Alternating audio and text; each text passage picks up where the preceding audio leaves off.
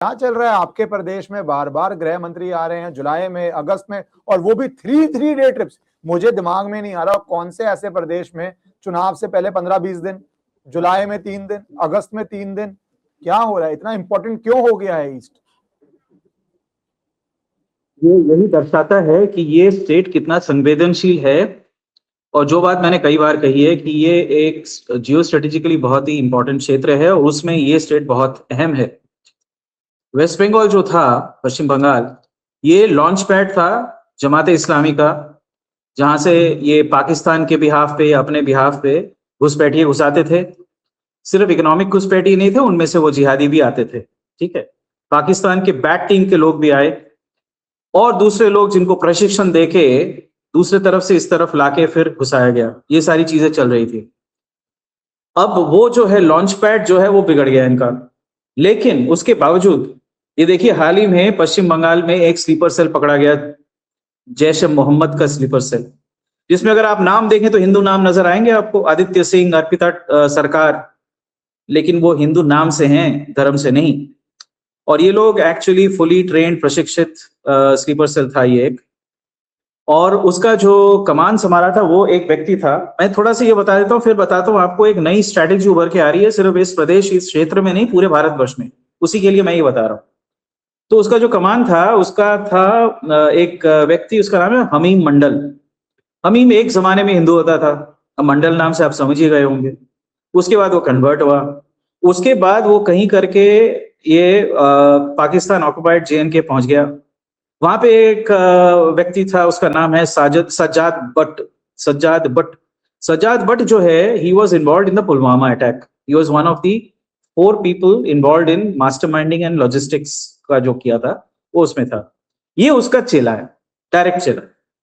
तो ऐसे कई सारे ये अनुमान लगाया जा रहा है हमारे भू राजनैतिक जो लोग गतिविधियां पढ़ते हैं उस सर्कल्स में, कि ऐसे कई सारे स्लीपर सेल्स एक्टिवेटेड किए गए हैं कश्मीर के बाहर। अब इनकी स्ट्रैटेजी बदल रही है JEM की। वो स्ट्रैटेजी पहले वो थी कि कश्मीर फोकस था। 1413 लोग मरे पिछले 26 साल में इनके अटैक्स में, जिसमें से 1100 आतंकवादी थे, 221। Your wish is my command. A lot of you have been telling me that I need to start an English YouTube channel. As you see me on national television doing debates in English, I write in English, but important issues, some of you would be more comfortable to hear videos in English. So at least twice a week on my new English channel, either with a guest or conversation, or once a week covering the important issues, I would be posting on this channel in the original English audio. I may also put certain AI videos in English with translation so that you can get that experience also. So please shower your love there, your support there, and join this English YouTube channel. Thank you so much. इसका मैंने जिक्र किया। उसके साथ साथ गुजरात और मध्य प्रदेश के देवस district में 8 आतंकवादी और पकड़े गए, और ये सब के सब जैश ए मोहम्मद के थे। उसका लीडर का नाम था आबू बैदी। आबू बैदी एक्चुअली उसका नाम नहीं, ये तो उनका वो अरबी एक नाम रख लेते हैं। वो लोकल था, वो पालनपुर का था, गुजरात से, और बाकी उसके ये 7 संगी साथी थे। इससे पहले भी अगर आप देखें, जून में कर्नाटका में और महाराष्ट्र में, मार्च में महाराष्ट्र में अनीस शेख बोल के पकड़ा गया था। जून में ही फिर उत्तर प्रदेश में मोहतसिम बोल के एक व्यक्ति पकड़ा गया, वो देवबंद में। तो इनके कई सारे सेल्स अभी एक्टिव हैं, लेकिन ये आ कहां से रहे हैं और निर्देश कहां से आ रहे हैं? उनके लगता है पाकिस्तान से डायरेक्ट कंट्रोल है और बांग्लादेश से भी है। और बांग्लादेश में इस वक्त अनुमान लगाया जा रहा है लगभग 500 बैट यानी बॉर्डर एक्शन टीम जो होते हैं पाकिस्तान के, बैट ट्रेंड या बैट के ही सदस्य जो अभी मुजाहिदीन का ड्रेस पहन के घूम रहे हैं, वो लोग तैयार बैठे हुए हैं कि इनको घुसाया जाए। मैं आप लोगों को ये बता दूं कि काफी कुछ बॉर्डर पे सख्ती अभी बढ़ती जा रही है, लेकिन फुल फेंसिंग तो अभी हुआ नहीं, उसका काम जारी है। उसको खत्म करने में 2 महीने 3 महीना लगेगा। कैटल स्मगलिंग अभी भी हो रहा है, कुछ एंट्री पॉइंट्स हैं, कुछ एग्जिट पॉइंट्स हैं जहां पे अभी भी हो रहा है, वहां से ये लोगों को भी घुसा रहे हैं। तो ये घुसपैठ जारी है। दूसरा, मैं आप लोगों को एक और चीज, एक और दिशा में दृष्टि आप लोगों का मैं आकर्षण करूंगा, वो है इनका एक फ्लैश पॉइंट स्ट्रेटेजी निकल के आ रहा है, और इसको हम जोड़ सकते हैं ये जो अभी प्रोटेस्ट का माहौल चला हुआ है पूरे देश में, तरह तरह के प्रोटेस्ट, उसके साथ। देखिए, पश्चिम बंगाल के उत्तर में, जिसको हम नॉर्थ बंगाल कहते हैं, जहां मैं रहता हूं, तो नॉर्थ बंगाल में कूच बिहार जो जिला है, वहां से एक लोकल राजवंशी लीडर है जिनका नाम है अनंत महाराज। एक्चुअल नाम कुछ और है, something Roy, I forgot it. Anant Maharaj कहते हैं उसको सभी। वो राज्यसभा का एमपी है और वो भाजपा के समर्थन से राज्यसभा का एमपी बना था, भाजपा का सदस्य नहीं है। उसने पिछले 2 हफ्ते से एक आंदोलन छेड़ दिया है और उस आंदोलन को महत्व देने के लिए वो भरसक गालियां दे रहा है नेताजी सुभाष बोस को, मतलब ओपन गालियां, मतलब अभद्र भाषा, वो भद्र भाषा मैं बोल नहीं सकता। तो ये सब कर रहा है, सोशल मीडिया पे बड़े सारे पोस्ट आए हैं उसके, और वो अपने आप को तथाकथित लीडर बोलता है राजवंशी कम्युनिटी का। यहाँ पे हमारे जो मुख्य जो गालियां निकाल रहा है, sorry I am not aware of this, बताता हूँ, मैं आता हूँ उस पे।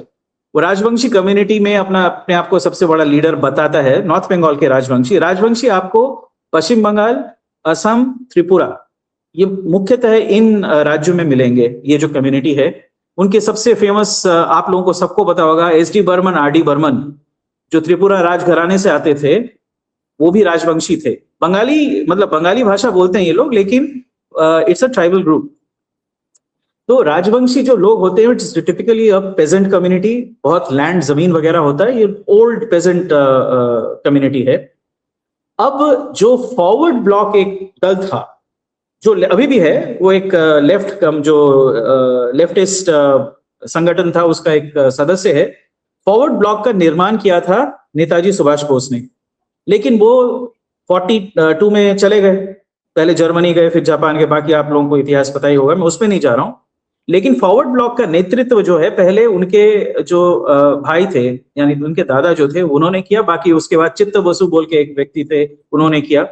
लेकिन नेताजी सुभाष बोस जब हट गए, उन्होंने पार्टी का निर्माण किया था सोशल डेमोक्रेट के हिसाब से, लेकिन ये बाद में डीप मार्क्सिस्ट एक पार्टी बन गई, और इसका बोलबाला नॉर्थ बंगाल में काफी था, राजवंशी कम्युनिटी में इसका प्रभाव था, समझ रहे हैं? तो उसको अभी अगर अपना अस्तित्व बनाना है, ये जो व्यक्ति था, ये मई में जो अभी इलेक्शंस हुए, अप्रैल मई में, उससे पहले ये ममता के साथ मिल रहा था, and he had decided to join TMC.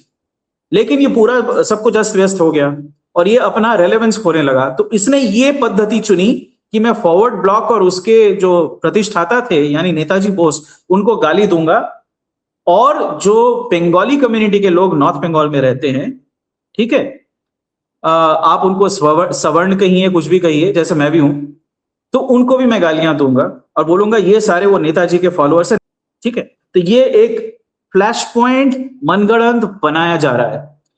इसके चलते बहुत लोगों ने इसका प्रतिवाद किया, बहुत लोग बहुत ही सुन्न हैं इस पे।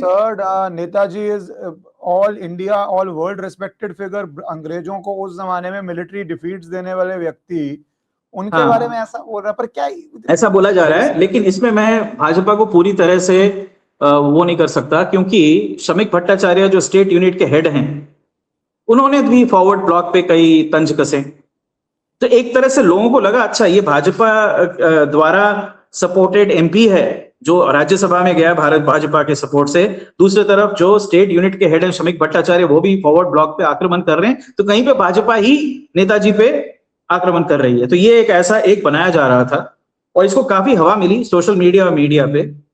अनुज धर और चंद्रचूड़ घोष, जो नेताजी पे काफी शोध कार्य उन्होंने किया, उन्होंने इसको पकड़ा, तो ये और फैल गया है। Millions of people have seen it और सब बहुत ही शुद्ध थे। तो कल जो है, मैं भी अमित शाह जी पे आ रहा हूं, कल जो है, जो मुख्यमंत्री खुद स्वयं उनको आना पड़ा, उन्होंने एक प्रेस वक्तव्य दिया, ओपन उस पे, टेलीवाइज उस पे, उनके साथ DGP crime, DGP law and order बैठे हुए थे, उनके साथ 5 सबसे वरिष्ठ मंत्री बैठे हुए थे। उन्होंने कहा, वीडियो को 5 सेकंड के लिए इसलिए पॉज किया क्योंकि मेरी आपसे रिक्वेस्ट है कि अगर आपको पसंद आए तो आप इस वीडियो को लाइक और चैनल को सब्सक्राइब कर लीजिए। पहुंचाया है और सोशल मीडिया पे भद्दी बातें करी हैं, चाहे वो मंत्री हो, चाहे वो, मैं उनको वर्बैटिम ट्रांसलेट करके बता रहा हूं, चाहे मंत्री हो, चाहे संतरी हो, चाहे एमएलए हो या एमपी हो, सब पे तीव्र कार्रवाई होगी भारतीय न्याय संहिता के आधार पे और साइबर लॉ के तहत, और उनको अरेस्ट किया जाएगा, उनको रिमांड में लिया जाएगा।